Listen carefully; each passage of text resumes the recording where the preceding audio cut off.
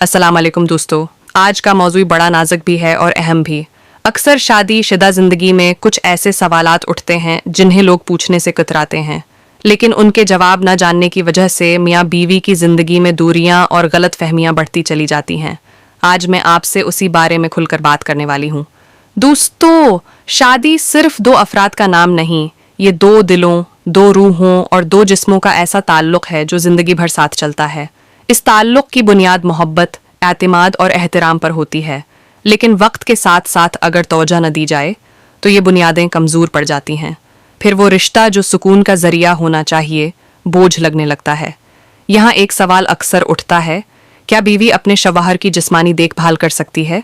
क्या ये मुनासिब है कि बीवी शौहर के आराम सुकून सिकुर्जी गुनें ताली फरमाता है अमनाहु आरिस्टमच्छे, और उसने तुम्हारे लिए तुम्हारी ही जिन्स से बीवियां पैदा की ताकि तुम उनके पास सुकून हासिल करो और तुम्हारे दरमियान मोहब्बत और रहमत डाल दी।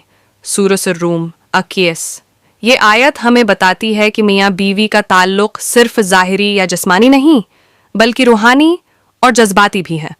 दोनों एक दूसरे के लिए सुकून का ज़रिया हैं। अब ज़रा तसव्वुर कीजिए कि शौहर दिन भर की थकन के बाद घर लौटता है। इसके चेहरे पर थकन है, जिस्म बोझल है, एसाब थके हुए हैं।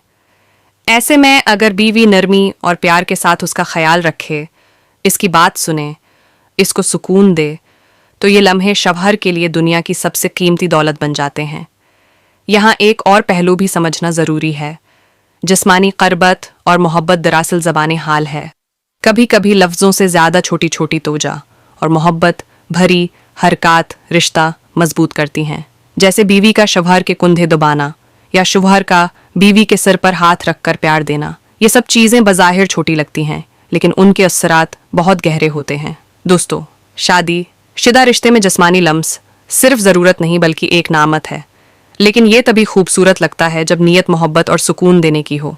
अगर बीवी अपने शौहर के जिस्म की थकन दूर करने के लिए प्यार भरे अंदाज में ख्याल रखती है तो ये न सिर्फ जायज़ है बल्कि मोहब्बत में इजाफे का ज़रिया भी है। याद रखिए, ये सब कुछ तभी खूबसूरत लगता है जब दोनों एक दूसरे को इज्जत दें, एक दूसरे की हुदूद का ख्याल रखें और नीयत सिर्फ खुशी और सुकून पहुंचाने की हो। शौहर हो या बीवी, दोनों को चाहिए कि एक दूसरे की ख्वाहिशात और ज़रूरतों को समझें और मोहब्बत के साथ पूरा करने की कोशिश करें। यहाँ मैं एक बात पर जोर देना चाहूँगी। अक्सर मर्द समझते हैं कि मोहब्बत सिर्फ ज़बानी इजहार से होती है, लेकिन हकीकत ये है कि औरत को ज़्यादा तर सुकून शौहर के रवैये से तातीनी ने अगन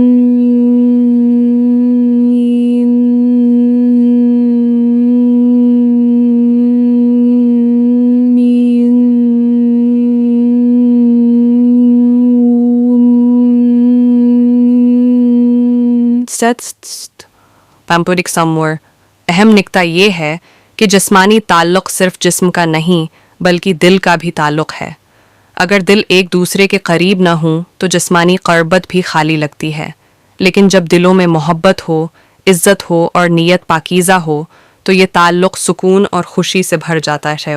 अब मैं आपसे एक सवाल पूछती हूँ, आपने भी सोचा को